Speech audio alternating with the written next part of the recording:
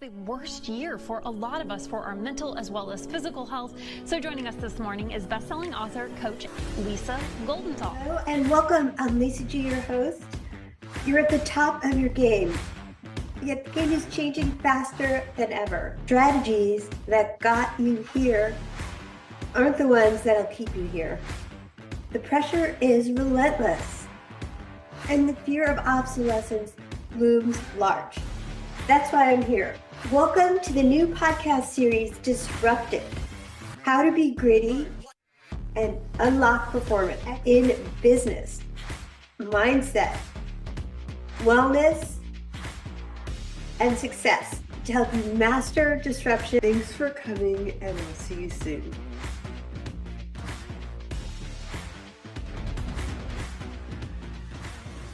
Welcome to the podcast. Today we're excited to have a true finance powerhouse with us. She serves as CFO for 3 companies: Icon Foods, Gaigon Keto, and King Capital Investments, while also co-owning the Reset Button, where she manages everything from budgeting to tax planning. With her expertise in legal matters, acquisition, negotiation, and finance, she's a driving force behind business success. Please welcome to the podcast, Kash Rocheleau. Did I get that right? Oh, it's Kash Rocheleau. Rocheleau, sorry. I just want That's to okay. make sure I got that right. Welcome, Kash. Let's jump right into it. Are you ready? Yeah, I'm excited. Awesome. That's what I like. Well, let's just start with, as a leader, both in finance and manufacturing, how do you approach making big picture decisions that align with our long-term business goals? Yeah, I think for me, one thing that I've implemented over the last year, so in June, I not only I made a step from CFO to CEO. We did not find a CFO in time, so I'm overseeing both. And I think when you're sitting in a CFO position, you kind of have a guardrail with the CEO, right? The CEO is going to make that final decision, and you can feed all of the knowledge, the resources, the information, but the buck kind of stops there. When you are CEO, the decision has positive and negative ramifications. And so in moving into that position, one thing that I had to do and start practicing is really taking the time to think on the decision. Like, decisions come across my desk every day, and I don't have to make a decision right then and there. And I think that allows me the time to your point, really align with the business strategy and make the decision on, does this align, or are we making a band-aid decision? Are we making a decision that's going to have more negative ramifications than positive? So for me, it's really taking pause and knowing that you don't have to move on a dime. Oh, I love that, because sometimes everything feels like it is on fire. And from that position of feeling like it's on fire, I have to react right now, then you're not responding, you're reacting and putting out fires. So I like the fact that you are like, thanks for bringing this to my attention. Yeah, I'll get back to you, instead of feeling like I have to decide right now. Yeah, I think you said a really good thing there too. It is being really in tune with your team and having very transparent conversations and open lines of communication, so that you don't have to be reactive as much. You can be proactive. And so you are already solving for or dealing with problems before they're actually problems, has been a big improvement in our decision making within the business. I love that when you brought up the working with teams too, because not being reactive is going to inspire your team and empower them. So in your experience, what are some of the most effective ways to influence and inspire a team in the industries that you have experience working with? Yeah, I think for me, it's very important for me to look at people as the opportunities that they have, instead of I think it's really easy to look at a resume and say this person is completely qualified. They could come in and do this job as CFO. And we had a lot of candidates that could have come in and done that job.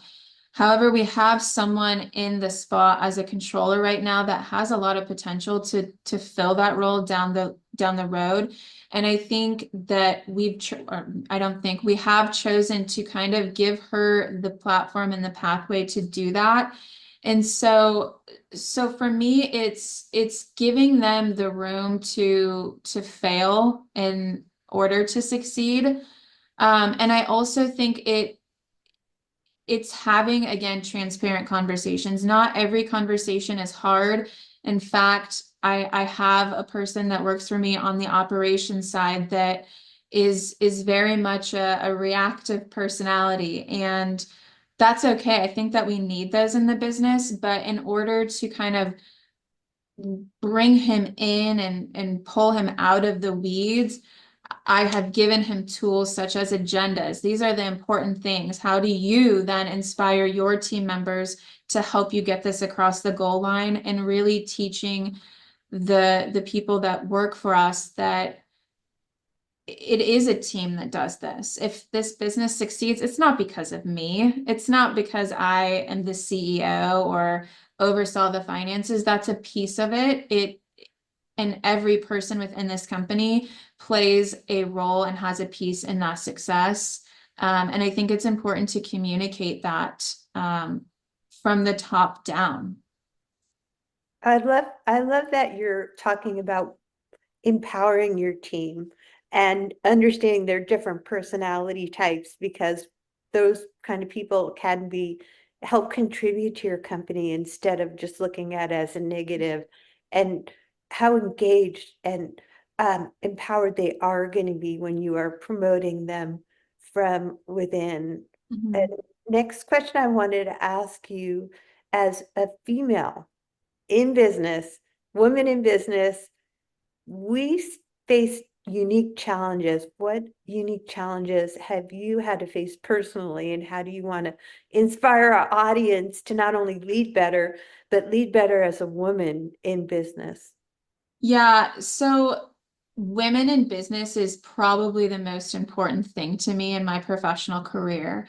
It truly is why I sit in the seat I sit in. It to empower women and pave the road for the women behind me. I love what this company does, and I love what all of the companies that I have a part in do.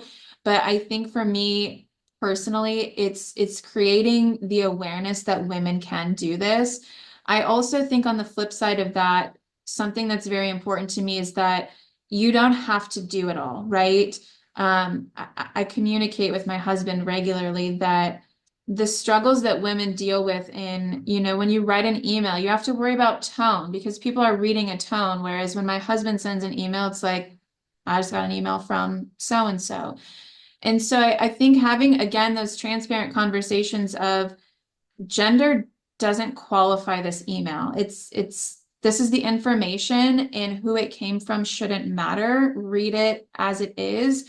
I also think it's super important for me for women to understand that you can have a family and lead in business. You can have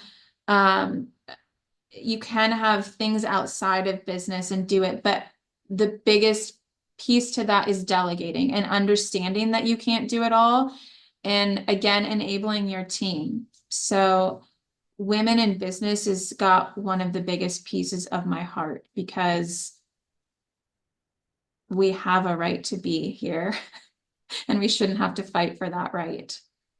Well, when you look at people with C-suite titles, typically, you're not going to see as many names that are women. And there is somewhat of a glass ceiling when you even do get there. So I am so passionate about the topic, both of raising better leaders, leading with heart, and still being that firm C-suite leader. So let's dive into those two topics a little bit just to close out the podcast. How can we raise other leaders like you? Well, I want to touch just a minute on like that first piece that you said. I actually read an article today. I can send it over if you want to reference it. That just this last couple weeks that the top companies, CFOs have finally hit a 50-50. And that is a pretty huge milestone from my perspective. Yes. So I think we're making I think we're making headway. But back to your question of how do we do it? I think that it goes back to empowering people, right? For me, a big thing is fixing other women's crowns without telling the world they're crooked. Like we don't need to point each other out, lifting each other up and giving them the resources to be the next generation. Ultimately, my goal here is to find my replacement. I don't want to be a CEO for my entire life.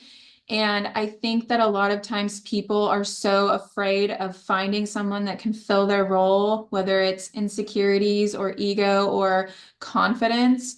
But I think that we should embrace that and build the next generation up. And I think that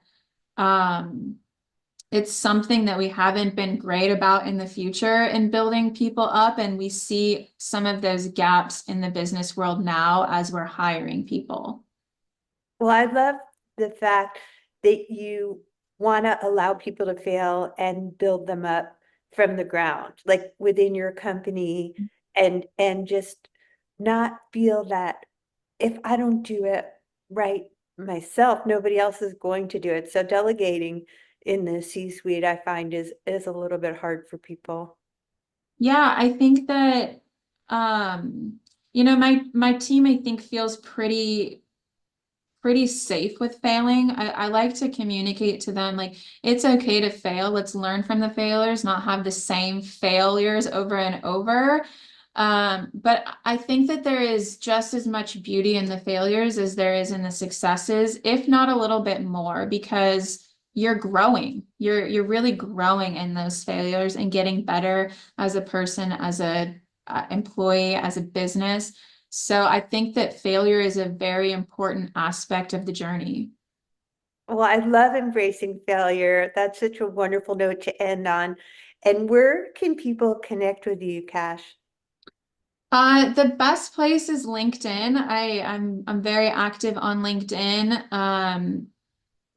You can email me when I'm not on LinkedIn. Email is the best way. And personally, Instagram is where I like to play. Okay, so what's your Instagram? It's just Kash Rocheleau at Kash Rocheleau. And so obviously LinkedIn will be the same. It is, yep. Wonderful. Well, thanks for being a fantastic guest and inspiring others to lead with passion. Thank you so much for having me.